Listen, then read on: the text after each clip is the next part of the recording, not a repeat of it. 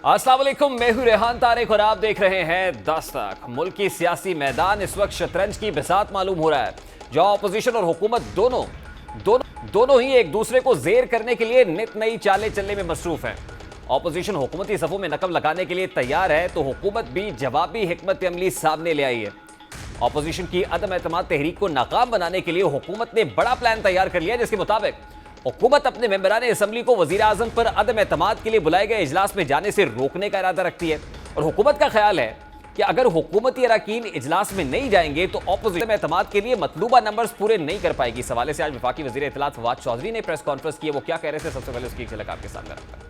Speaker साहब के पास बिल्कुल ये इख्तियार है कि वो वोट कबूल नहीं करेंगे उन लोगों की जिन्होंने कि ये अपनी पार्टी का मैंडेट के ख़िलाफ़ वो जाएंगे। वो आर्टिकल 63 उसके ऊपर बड़ा वाज़ेह है।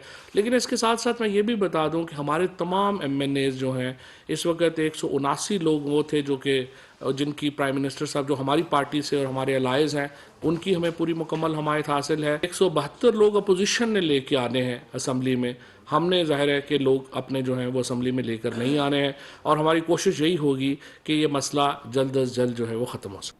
वफाकी वज़ीर इत्तलात Fawad Chaudhry article 63A(1) of the constitution का तस्करा कर रहे हैं। ये आर्टिकल क्या कहता है इस पर तो बात करेंगे, लेकिन पाकिस्तान तहरीक इंसाफ की जो हिकमत अमली फवाद चौधरी साहब बता रहे हैं वो फवाद चौधरी साहब ही नहीं कहते हैं, बल्कि असद उमर साहब जो पार्टी के सीनियर रहनुमा है, गुज़श्ता रोज़ कुछ ऐसी ही तरकीब बताई है कि काउंटर स्ट्रैटेजी पाकिस्तान तहरीक इंसाफ हुकूमत की क्या होगी। अब हुकूमत का ये ख्याल है कि अदम एतमाद की मूव को रोका जा सकता है अगर वो अपने अरकान कौमी असम्बली को पार्लियामान में जाने से रोके। तो सवाल तो बड़ा सादा सा है, क्या ये पार्लियामेंट्री डेमोक्रेसी और पार्लियामेंट्री नॉर्म्स के खिलाफ नहीं होगा कि अरकान असम्बली जिनका इस्तेहकाक है कि वो असम्बली इजलास में शिरकत करें, भले वो वज़ीर आज़म के खिलाफ अदम एतमाद के लिए बुलाया गया हो, उस इजलास में रोकने से तो article 63A(1) of the constitution नहीं कहता है कि इस इजलास में शिरकत से ही रोका जा सके, क्योंकि 63A(1) ऑफ द कॉन्स्टिट्यूशन इस हवाले से बड़ी वजाहत से कह देता है कि वोट्स और एब्सटेन, यानी वो अरकान कौमी असम्बली जो वोट करते हैं या एब्सटेन करते हैं from voting in the house contrary to any direction issued by the parliamentary party to which they belong, वो पार्लियामेंट्री पार्टी जिसके हेड के खिलाफ अगर कोई वोटिंग हो रही है या तो वो वोटिंग करते हैं या फिर ऑब्वियसली उसका हिस्सा नहीं बनते, एब्सटेन करते हैं, इसका जिक्र है। यानी ये तो अमर होगा वोटिंग के दौरान, लेकिन उससे पहले ही, वोटिंग से पहले ही अरकान असम्बली को रोकना और वहां ना जाने देना असम्बली इजलास के अंदर, क्या ये अनकॉन्स्टिट्यूशनल नहीं होगा? और फिर वही पाकिस्तान तहरीक इंसाफ जो आज छांगा मांगा सियासत की बात करती है, क्या अरकान कौमी असम्बली को इजलास में जाने से रोकना या ये कहना कि इनको बैरून मुल्क दौरे पर ले जाया जाए, ये छांगा मांगा की सियासत नहीं होगी? आज पाकिस्तान तहरीक इंसाफ के MNA जिनका ताल्लुक कराची से है, डॉक्टर आमिर लियाकत हुसैन साहब, उन उमर साहब के हवाले से उन्हें मुतनब्बे करते हुए कहा है कि असद उमर साहब जो है वो हमें धमकियां मत दे, हमारे उनकी फैमिली के साथ बड़े पुराने टर्म्स हैं, तो क्या अपने पार्टी अरकान को धमकियां दी जा रही हैं पाकिस्तान तहरीक इंसाफ की जानिब से? ये भी एक बहुत बड़ा क्वेश्चन मार्क है। लेकिन एक इंपॉर्टेंट बात जो आज वफाकी वज़ीर इत्तलात ने की वो ये है कि फौज अगर हुकूमत के साथ नहीं है तो ये गैर आईनी होगा। वो क्या कह रहे थे, जरा उसकी एक झलक भी आपके साथ करें। ये एक तासर ये दे रहे हैं और हर जगह ये बैठ के बात भी हो रही है कि फौज हमारे साथ है, ये एस्टेब्लिशमेंट हमारे साथ है इस बार, तो इसी वजह से हम बड़ी कुव्वत के साथ हुकूमत पर हमलावर हुए हैं। प्राइम मिनिस्टर ने उस दिन हमसे गुफ्तगू में ये कहा कि फौज इनके साथ ये सर थोड़ा सा क्लियर कर दें कि फौज इनके साथ है या नहीं। हमारी जो कॉन्स्टिट्यूशनल स्कीम है उसमें फ़ौज को हुकूमत के साथ ही रहना होता, और अगर फ़ौज हुकूमत के साथ नहीं होती तो ज़ाहिर है हमारी कॉन्स्टिट्यूशनल स्कीम के वो उसके बरक्स होगा। तो फ़ौज ने तो अपनी आइन के ऊपर अमल करना, फ़ौज आइन के ऊपर अमल करेगी। फौज अगर हुकूमत के साथ नहीं होगी तो अनकॉन्स्टिट्यूशनल होगा। अब यकीनन फौज का हुकूमत के साथ होना ज़रूरी है या रियासत के साथ होना ज़रूरी है, ये एक बहुत बड़ा क्वेश्चन मार्क है। और ऐसे में जब खुद तर्जुमान पाक फौज में जनरल बाबर इफ्तिखार साहब ये बवांगे दोहल कह चुके हैं कि फौज को सियासत में मत घसीटा जाए, मेरा ख्याल है कि इसके बाद कोई गुंजाइश नहीं रह जाती है।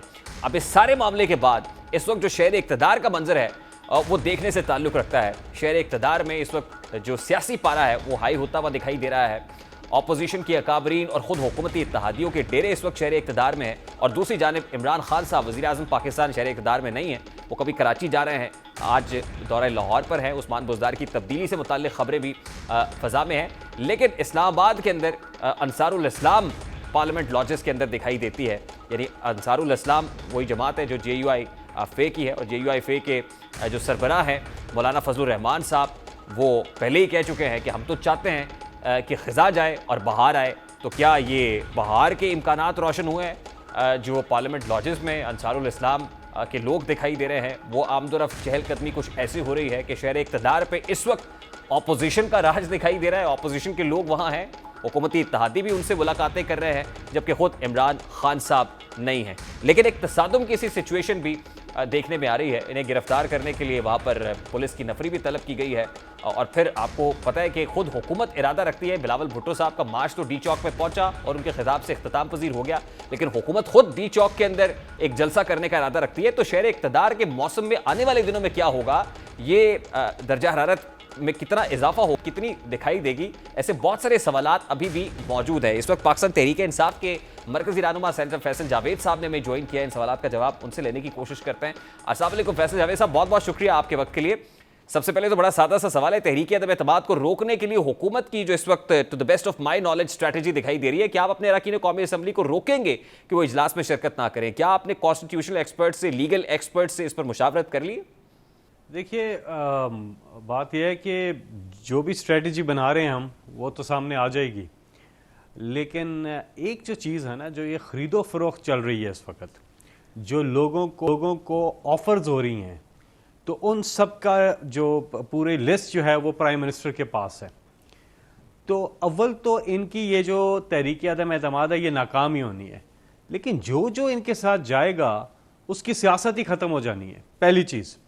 दूसरी चीज़, इनके पास 172 तो दूर की बात, ये 72 के लिए भी तितर बितर हो रहे हैं। ये हो सकता है कि तहरीक अदम एतमाद वापस ले लें और ये कहें जी हमने तो पूरी कोशिश की, ये किया वो किया, क्योंकि इनकी एक रेहान भाई, इनकी जो मार्च थी वो फ्लॉप हो गई। वो धरना देना चाह रहे थे, लोगों ने कहा हम नहीं देते, वो उन्होंने वहाँ पे तकरीर करके फेस सेविंग की। फिर ये जो अदम एतमाद की तहरीक है, ये अब वापस लेने के चक्कर में है, लेकिन हमने कहते हैं वापस नहीं लेना, अब आए मैदान में। और स्पीकर साहब से हम इल्तिजा कर रहे हैं कि जल्दी से इजलास बुला लें, और जितना जल्दी हो इजलास बुलाएं ताकि इनको आराम आए। इनकी अदम एतमाद फारिग हो चुकी है। फैसल जावेद साहब, you look confident and you are confident, आपकी बॉडी लैंग्वेज से लग रहा है। अब अगर इतना एतमाद है तो फिर अपने पार्लियामेंटेरियंस को जाने दें असेंबली इजलास के अंदर, ताकि जो पार्लियामेंट्री डेमोक्रेसी और पार्लियामेंट्री नॉर्म्स हैं उनकी भी खिलाफ वर्जी ना हो। नहीं, ये बताया, पार्लियामेंट्री नॉर्म्स तो उन्होंने पूरे करने हैं ना। उन्होंने तरीके हमने जब करने थे हमने कर दिए थे। जब हम लेके आए ना वोट ऑफ कॉन्फिडेंस का मोशन, तो हमने तो पूरे ही नहीं किया, हम ऊपर भी चले गए, 180+ चले गए। अब इन्होंने वो पार्लियामेंट्री नॉर्म पूरा करना है, क्योंकि ये लेकर के आए हैं तहरीके अदम एतमाद। उसके लिए 172 लोग इन्होंने असेंबली में लेके जाने हैं बॉस, हमने नहीं। Sir they'll be exposed and they'll be exposed badly। अगर वो नहीं पूरे कर सकेंगे तो फिर तो आप बिल्कुल दुरुस्त फरमा रहे हैं कि उसके कॉन्सिक्वेंसेज होंगे। और खान साहब ने अपनी तकरीर में भी कह दिया कि देखिए आप कर ले, अगर नहीं होगा तो फिर मैं छोड़ूंगा नहीं। लेकिन मैं ये कह रहा हूं कि इसके लिए आप अपने लोगों को जाने दें। कहीं ऐसा तो नहीं है कि आपको लग रहा है कि आपके जो पार्लियामेंटेरियंस हैं वो जाएंगे तो खुदा ना खास्ता वो वोट इधर से उधर ना हो जाए? जब वोट ही नहीं दे रहा, जाने की जरूरत क्या है? क्यों अपने पेट्रोल जाया करेंगे? क्यों? बात यह है कि जब वोट ही नहीं दे रहा, जाने की जरूरत क्या है? नहीं सर, देखिए है ना, जो सर डिफेक्शन क्लॉज है, बाकी डिफेक्शन क्लॉज है सर, वो 63 article 63 of A of the constitution जो है, उसमें लिखा हुआ है बड़ा तफसील के साथ कि votes if a parliamentarian votes और abstains from voting in the house contrary to any direction issued by the parliamentary party to which he belongs, और in relation to, इसके साथ उसकी डिटेल्स भी हैं। यानी वोट्स और abstains from voting, इसमें ये नहीं रखा हुआ कि abstains from participating in the इजलास। हाँ, देखिए, ये पार्टिसिपेटिंग ये है कि जब इजलास बुलाया जाएगा हमारे लोग जाएंगे, जब वोटिंग का मरला आएगा ना तो उनकी वहाँ ज़रूरत नहीं है। तो इजलास में तो जा रहे हैं, वो तो कोई मसला नहीं है। दूसरी बात ये है कि खैर आप, अच्छा चलिए, आपने ये क्लियर कर दिया कि इजलास में आपके लोग जाएंगे, ये इंटरेस्टिंग और इंपॉर्टेंट बात है मेरे लिए। इजलास में तो जाएंगे, वोटिंग प्रोसेस का हिस्सा नहीं बनेंगे ना। वोटिंग प्रोसेस का हिस्सा बनने की जरूरत क्या, जब वोट ही नहीं देना। वोट तो उन्होंने पूरे करने हैं ना बॉस, ये समझें आप। तो वो पूरे करें ना, उनसे पूरे नहीं होंगे। बहरहाल रिजल्ट ये है सर, इंशाल्लाह रिजल्ट ये है कि तहरीके अदम एतमाद वज़ीर आज़म के खिलाफ नाकाम हो रही है। सर डॉक्टर आमिर लियाकत हुसैन साहब अभी तक तो मेरा ख्याल पाकिस्तान तहरीक इंसाफ का हिस्सा है, अगर आप उनको एंडोर्स करते हैं।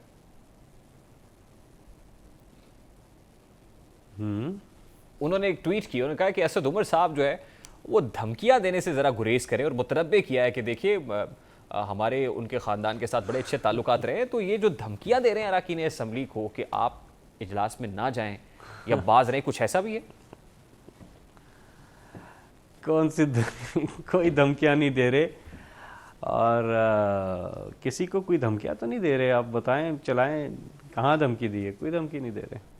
अच्छा, ये जो डॉक्टर आमिर लियाकत साहब कह रहे हैं ये गलत बात है, यानी आप इसकी तरदीद करते हो कि ऐसी धमकियां नहीं। अब ये तारिक फजल चौधरी साहब है पाकिस्तान मुस्लिम लीग नून के, असद वो सर इस खदशे का इजहार कर रहे हैं कि हुकूमत के मातहत सिविल इदारे हमारे अरकान को अगवा कर सकते हैं।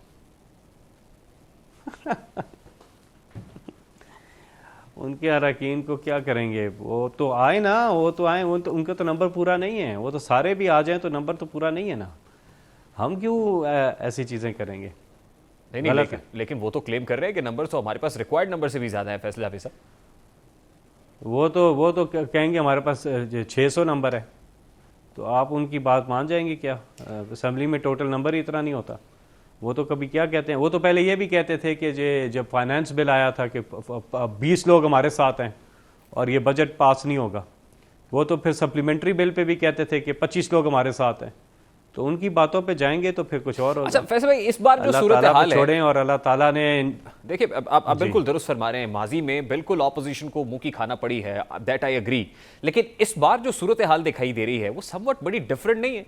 देखिए वफाकी काबीना का इजलास जो बड़ी कंसिस्टेंटली होता रहा है, जो माजी में इसकी नज़ीर नहीं मिलती, तीसरी बार मुसलसल मुलतवी करना पड़ा।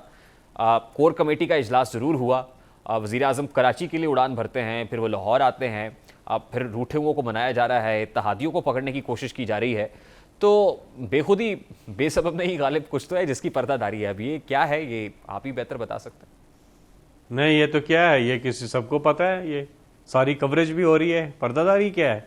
सारी मीटिंग्स की भी कवरेज हो रही है, आपके चैनल भी चला रहा है, आप उस पर टॉक शो भी कर रहे हैं, मैं भी यहाँ बैठा हूँ। पर्दादारी क्या चीज़ है? ऐसी तो कोई ऐसी चीज़ नहीं है। तो परेशानी तो पर्दादारी तो होती है ना, जो कि हम कुछ सीक्रेट मीटिंग्स कर रहे हो और वो आप टीवी कवर ना कर रहा हो। सारी टीवी कवर कर रहा है, सारी मीटिंग्स, सारी चीजें आपके सामने हैं, तो कोई पर्दादारी तो नहीं है रेहान भाई। नहीं फैसल भाई, ये परेशानी है, फिर क्या ये परेशानी का आलम है? ये कोई फ्रस्ट्रेशन है?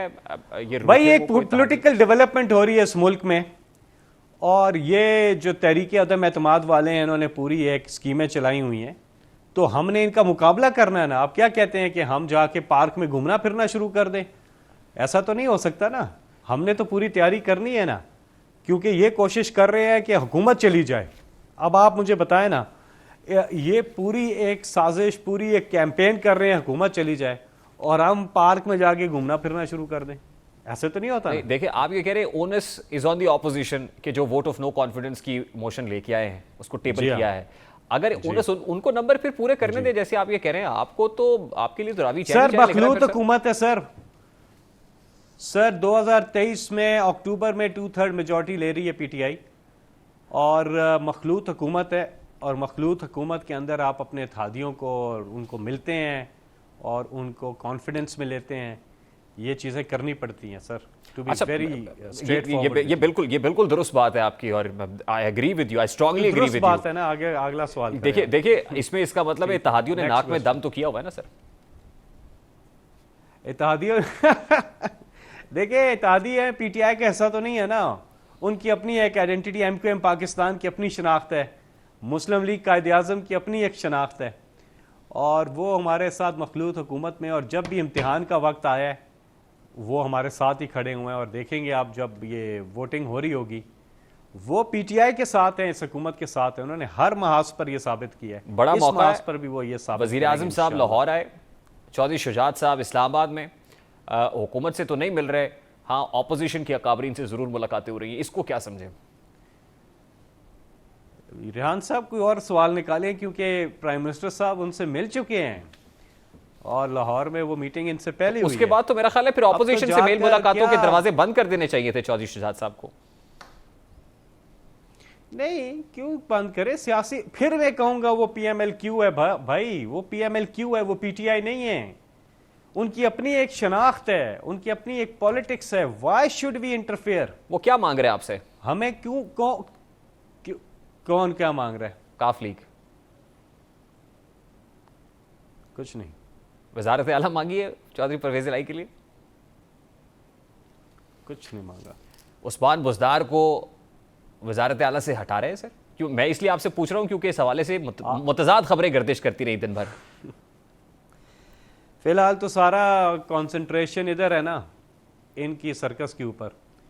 एक बार इनसे निपट लेना, ये इनको फेल करवा दें इधर, उसके बाद वजीर आजम जो हैं वो उनकी स्वाबदीद है, वो चेयरमैन है। फिर वो बुज़दार तहरीक साहब की इंसाफ तब्दीली का सोच सकते हैं, ये आप कह रहे हैं?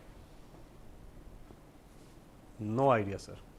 अभी नहीं सोचा है? जो जहांगीर तरीन ग्रुप या अलीम खान ग्रुप मुझे नहीं पता कह रहा है, या उनकी तरफ से एक मुतालबा आ रहा है कि नहीं, बात उनकी हो सकती है? रिजर्वेशंस हैं और वो रिजर्वेशंस दूर हो जाएंगी, कोई मसला ही नहीं है उसमें। तो चलिए सर, इत्तहादी तो आप ये कह रहे हैं इत्तहादी हैं, वो पाकिस्तान तहरीक इंसाफ का हिस्सा नहीं है। अब जहांगीर तरीन ग्रुप में जो लोग शामिल हैं या अलीम खान साहब बजाते खुद और उनके ग्रुप में शामिल लोग, ये तो तहरीक इंसाफ का हिस्सा है ना सर? जी हाँ, तहरीक इंसाफ कैसे हैं। तो सर ये जो डिमांड कर रहे हैं, इनकी डिमांड पे गौर तो हो रहा है कि नहीं हो रहा सर? इनकी रिजर्वेशंस है ना कुछ चीज़ों में। वो कह रहे हैं बात ही नहीं हो सकती जब तक आप उस्मान बुज़दार साहब को नहीं हटाते। हो जाएगी बुज़दार साहब को हटा के सर? होंगी ना, बुज़दार साहब वज़ीर आला रहेंगे इंशाल्लाह। देखिए कंसेंसस से चीज़ें हो रही हैं इसमें। मैं कह रहा हूँ अभी कंसंट्रेशन उधर नहीं है। आप क्यों अपना टॉक शो ज़ाया कर रहे हैं?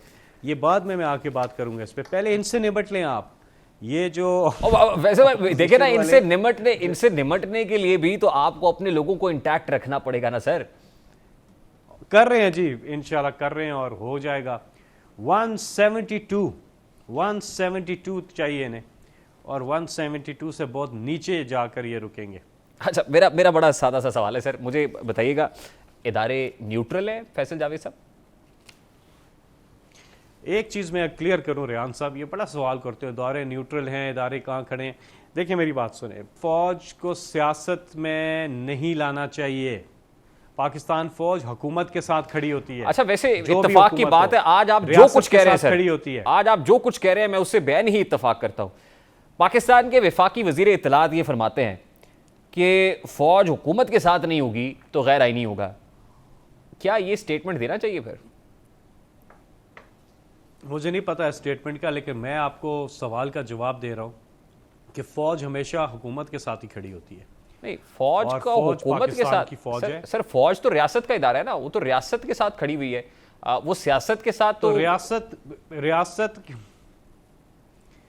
रियासत हुकूमत अवाम जमहूर के साथ फौज खड़ी होती है। Lastly, any quick comment of yours for Khan साहब? कहेंगे खान साहब को, खान साहब घबराना नहीं?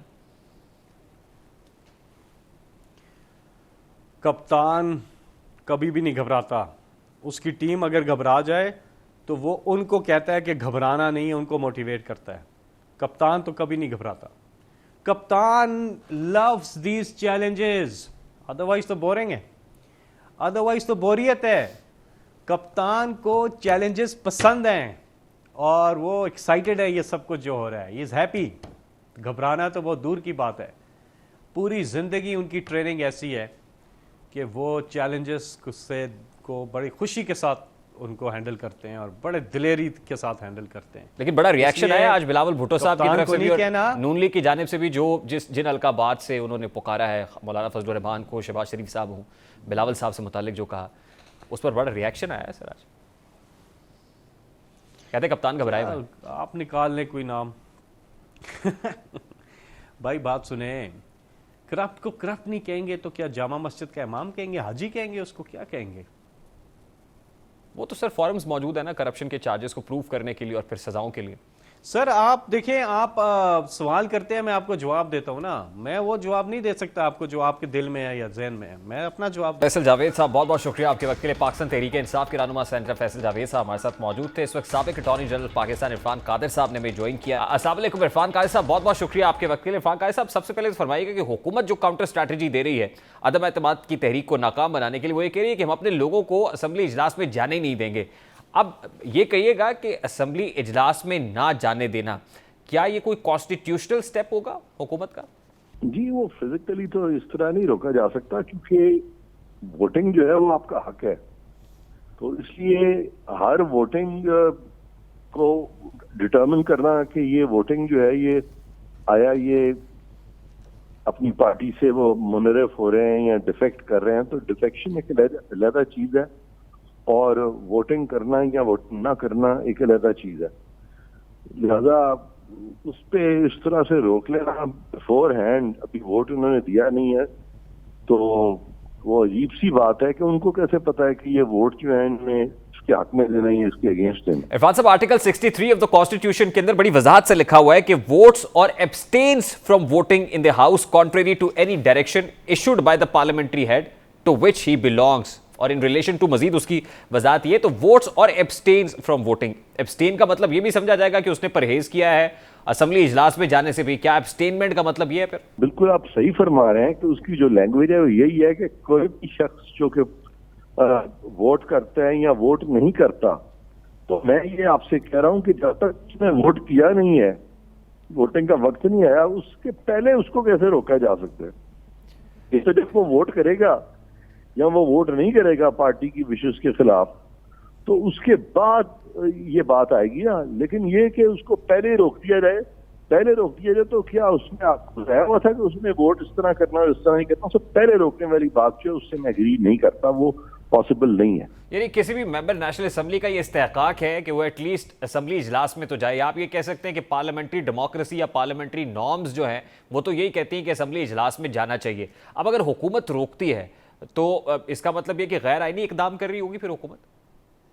एग्जैक्टली, बिल्कुल गैर आईनी कर रही होगी, क्योंकि वहां पे वोटिंग पे जाना एक चीज है और पार्टी की जो विशेज हैं या डायरेक्शंस जो पार्लियामेंट्री पार्टी ने दी हुई हैं उसकी खिलाफ वर्जी भी एक अलग चीज है।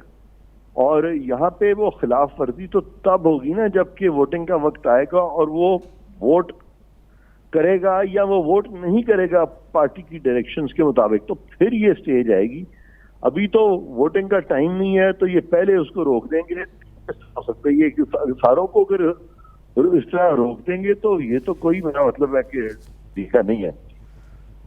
तो इरफान साहब, ये अगर स्टेप अनकॉन्स्टिट्यूशनल हुकूमत का या आइन से इनहराफ कर रही है, तो इस पर, इस खिलाफ वर्जी पर क्या इस पे जो है वो भुगतना पड़ सकता है हुकूमत को? देखें, अगर सपोजिंग वो पहले ही लोगों को रोकना शुरू कर देते हैं, अपने ही लोगों को, तो ऑब्वियसली वो खुद ही, यानी जो लोग जिन्होंने वोट जो है उनके यानी नो कॉन्फिडेंस पे अगर वोट नहीं भी करना, तो वो तो पता नहीं ना चल सकेगा फिर। तो वो तो अपने खिलाफ ही है, तो ऐसे ही है जैसे अपने पाँव पे कुल्हाड़ी मारना, पहले हो जाएगा। मतलब ये है, मैं ये समझ। यानी इरफान साहब, आप ये कह रहे हैं कि जो डिफेक्शन क्लॉज है वो सिर्फ उस वक्त लागू होगी जब वोटिंग का अमल होगा। वोटिंग करने से अगर वो एब्सटेन करता है या अगेंस्ट जो है वो पार्टी हेड वो वोट कर देता है, तो फिर डिफेक्शन क्लॉज लागू होती है। उससे पहले असेंबली इजलास में जाने से वो डिफेक्शन क्लॉज लागू नहीं हो जाती। आप बिल्कुल सही कह रहे हैं। इलेक्शन, ये जो डिफेक्शन क्लॉज है ये तब लागू होती है जबकि वो कोई अमल करता है, कोई फेल करता है। वो फेल करने से पहले इन एंटीसिपेशन आप कह दें कि जी इसने इधर वोट देना है तो इधर देना है, वो एक अजीब सी चीज है ना, तो वो लागू नहीं होती। आप बिल्कुल सही फरमा रहे हैं, मैं आपसे एग्री कर रहा हूँ। अच्छा इरफान साहब, अब कोई लास्टली सिर्फ ये फरमा दीजिएगा सर कि अगर हुकूमत ये इकदाम अब करने जा रही है, जो कि लग रहा है और अब इरादा भी दिखाई दे रहा है, वफाकी वज़ीर इत्तलात ने भी आज अपने प्रेसर में बताया, उसके अलावा भी हुकूमती ज़ोमा ये इस चीज़ का इजहार कर रहे हैं, तो इस पर क्या स्पीकर कोई एक्शन ले सकता है? वैसे तो स्पीकर की गैर जानिबदारी पर भी बहुत सारे सवालात होते हैं, फिर एक्शन कौन ले सकता है इस उम्र में? नहीं, इस पे स्पीकर जो है वो ऑब्वियसली उसको कॉन्स्टिट्यूशन को फॉलो करना चाहिए ना। अगर स्पीकर भी कॉन्स्टिट्यूशन को वायलेट करता है तो फिर तो ये मामला जो है, मुझे लगता है कि फिर लोग हो सकता है इस तरह के एक्शन जो है स्पीकर के उसको चैलेंज करेंगे और मामला जो है फिर अदालत में चला जाए, बिकॉज उस पर तो बड़ी मतलब एक मायूब सी सूरत हाल हो जाएगी। और सर, मेंबर नेशनल असेंबली का इस्तेहकाक अगर मजरू हो रहा है तो क्या वो भी किसी अपील में किसी फोरम पे जाके कह सकता है या शिकायत कर सकता है कि मुझे रोका जा रहा है या मुझे धमकियां दी जा रही हैं या फोन कॉल्स की जा रही हैं? देखिए, अब असेंबली के अंदर अगर मेंबर्स जो हैं वो एक दूसरे से गुत्थम गुत्था हो जाएं और एक दूसरे को वोट ना करने दें, या अगर वो असेंबली में कोई अपना व्यू देना चाहते हैं तो उनका जाके मुंह पकड़ लें और मार कुटाई शुरू करते हैं, जो कि असेंबली में कई दफा हुआ है, तो वो एक ऐसी चीज है जो कि कम से कम लोग तो देखेंगे ना कि उस पॉलिटिकल पार्टी का, जिस पॉलिटिकल पार्टी में इस तरह का इंतशार पैदा हो गया है। बहुत बहुत शुक्रिया इरफान कादिर साहब, साबिक अटॉर्नी जनरल पाकिस्तान, हमारे साथ मौजूद थे। गुफ्तगू आपने सुनी। We have to take a very quick short break. Break के बाद वापस आएंगे। सीनियर एंकर पर्सन तजियाकार आसमा शिराजी साहिबा हमारे साथ मौजूद होंगी ब्रेक के बाद।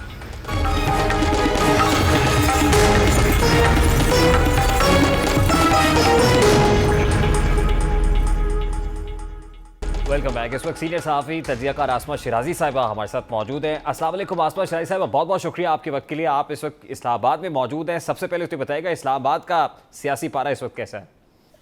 जी बहुत बहुत शुक्रिया, और बहुत शुक्रिया अपने प्रोग्राम में मुझे दावत देने के लिए भी। इस्लामाबाद का मौसम बड़ा खुशगवार है, बाहर आ रही है, फूल खिल रहे हैं और अच्छा मौसम है, हवाएं चल रही हैं।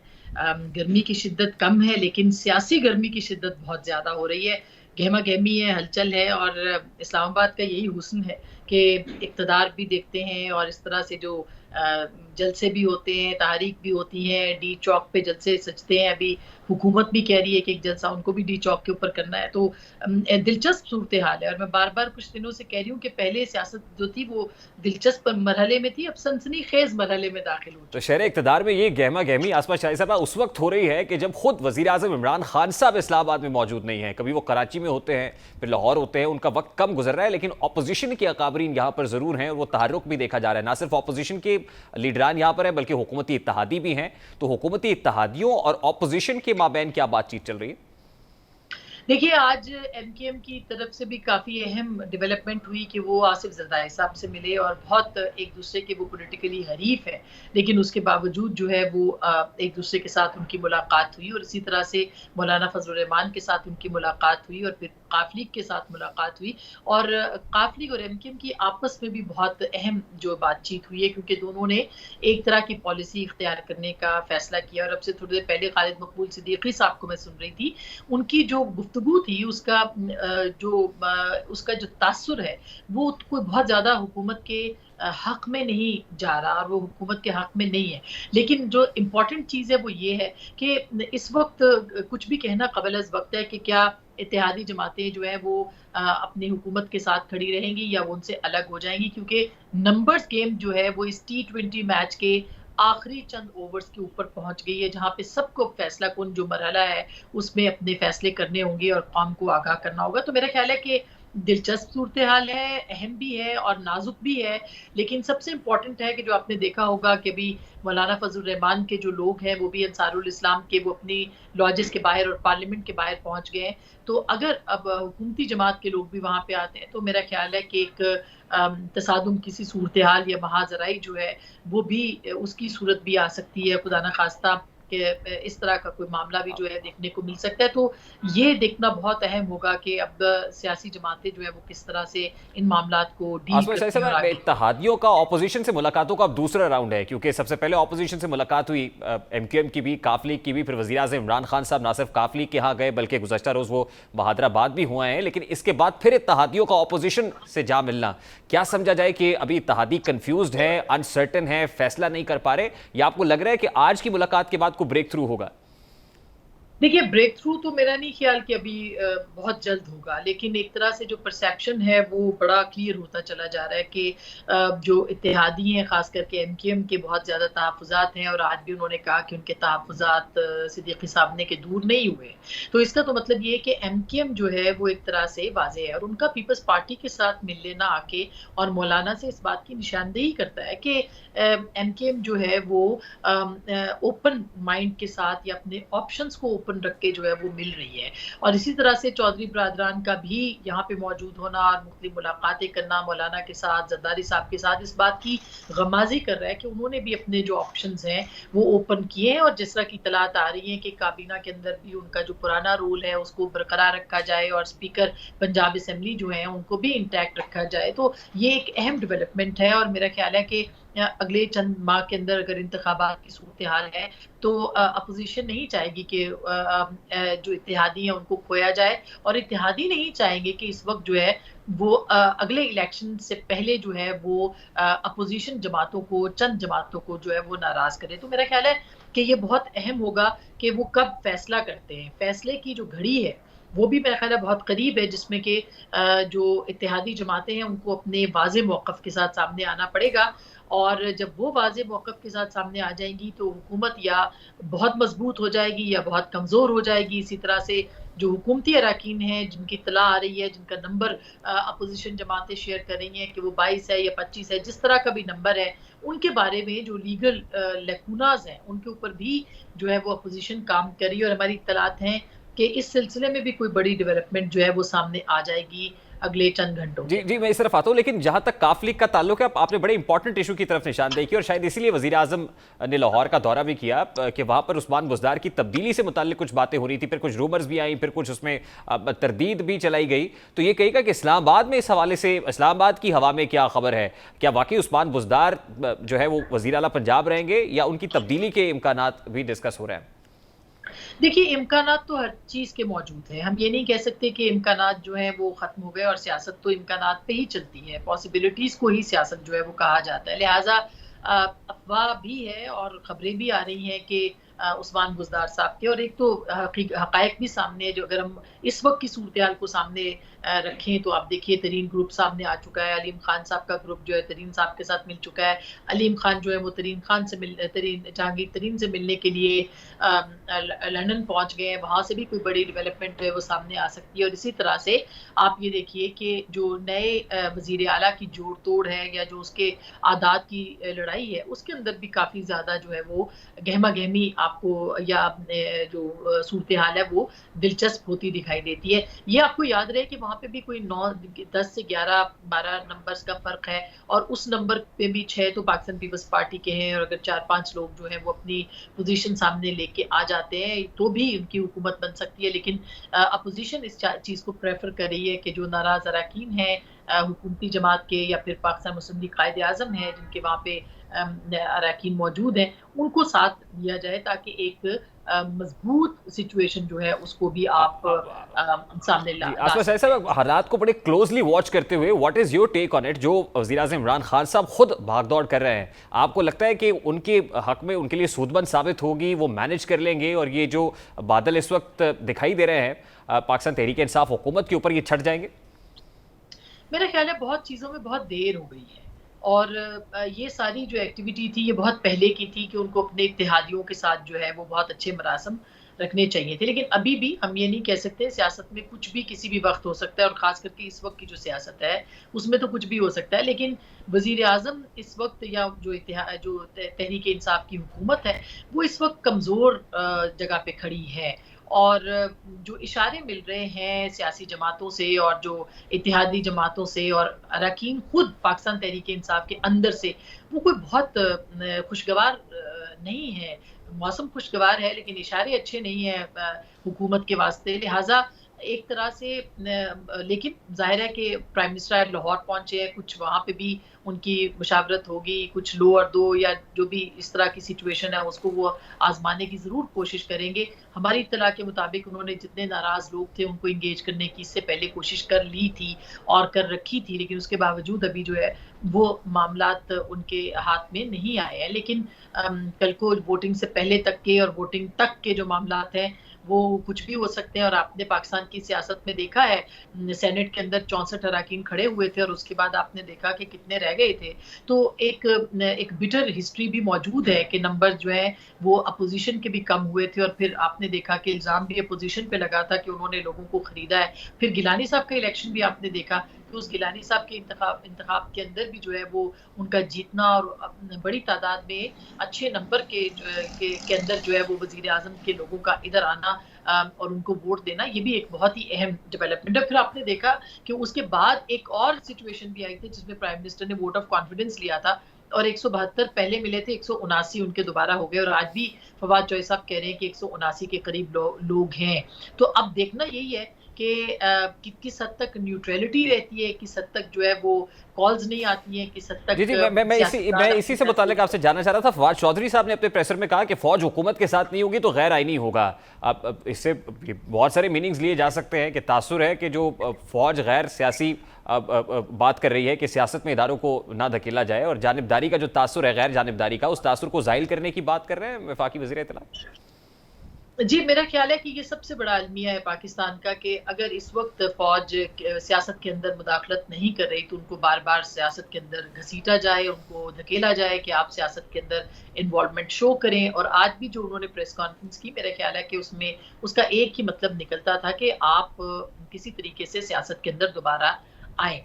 फौज एक आईनी इदारा है, एक उसका काम सरहदों की हिफाजत है, उसका काम किसी सियासी जमात के पीछे खड़े होना बिल्कुल भी नहीं है। उनका काम रियासत के सुतून के तौर पर रियासत के साथ खड़े होना है, लिहाजा और उनका काम जो है वो सिर्फ दिफाई उमूर तक है, उनका काम सियासत में मुदाखलत हरगिज़ नहीं है। तो अगर अभी तक कल का हम कुछ नहीं कह सकते, अभी तक वो अपने आप को सियासत से अलग रखे हुए हैं, तो ये एक बहुत ही अच्छा खुशआइंद इक़दाम है, इसको बहुत सराहना चाहिए। लेकिन इसके साथ-साथ अगर हुकूमत की तरफ से कोई ऐसे बयानात आते हैं तो मेरा ख्याल है इस पे फौरी तौर पर अफ़वाज पाकिस्तान का रद्द-ए-अमल भी आना चाहिए, जैसे कि माज़ी में आता रहा है। तो मेरा ख्याल है कि ये मुनासिब होगा कि वो भी अपनी पोजीशन को और सियासी जमातों को और हुकूमत को कहें कि अपने सियासी मामलात के अंदर और अपनी जोड़-तोड़ के अंदर जो है वो फौज को मत घसीटे। तो एक हर तरह की कोशिश हुकूमत इस वक्त करेगी, हर तरह की ज़ोर आज़माई, महाजराई, तसादुम की सिचुएशन जो है वो बनाने की कोशिश की जा रही है। आइन के आर्टिकल 63(1)(f) को जिस तरह से इंटरप्रेट किया जा रहा है वो भी बड़ा दिलचस्प है और अजीब है कि आप एक आर्टिकल जो कि वाज़े तौर पे ये कहता है कि अगर कोई वोट डालता है हुकूमत के खिलाफ तो उसको डिस्क्वालीफाई किया जाए, स्पीकर उसका रेफरेंस भेजेगा। लेकिन उनको मना कैसे किया जा सकता है कि आप पार्लियामेंट के अंदर आए ही ना, आप इजलास में शामिल ही ना हो। और अगर ऐसा कुछ होता है तो जाहिर है कि ये मामला तो अदालतों तक जाएगा। हुकूमत नहीं रोक सकती किसी को, किसी स्पीकर के पास कोई आईनी इख्तियार मौजूद नहीं है कि वो किसी इलेक्टेड नेशनल असेंबली के मेंबर को जो अपने वोट लेके आया है उसको ये राइट ना दे कि वो अपने हल्के के अवाम के जो तासुरात हैं या उनका जो इजहार है उसको असेंबली के अंदर आने से उसको रोका जाए। तो ये एक सूरत हाल है जो कि इस वक्त हुकूमत की तरफ से बनाई जा रही है। देखना है कि तसादुम को कैसे रोका जा सकता है, जो कि इस वक्त अनफॉर्चुनेटली। ठीक है, बहुत बहुत शुक्रिया। आसमा शिराजी साहबा हमारे साथ मौजूद थी। प्रोग्राम का वक्त अपने इख्तिताम को पहुंचा। आपसे मुलाकात होगी इंशाल्लाह कल। अपना रखिए ख्याल।